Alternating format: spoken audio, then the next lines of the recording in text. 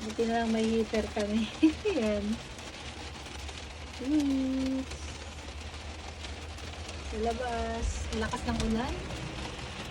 Ayan ang view namin. Yan. Lakas. Lakas ng ulan.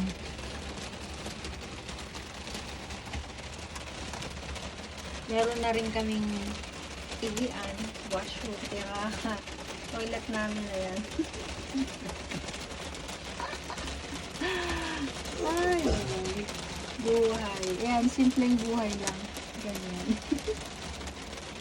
Tutulog na si Roger.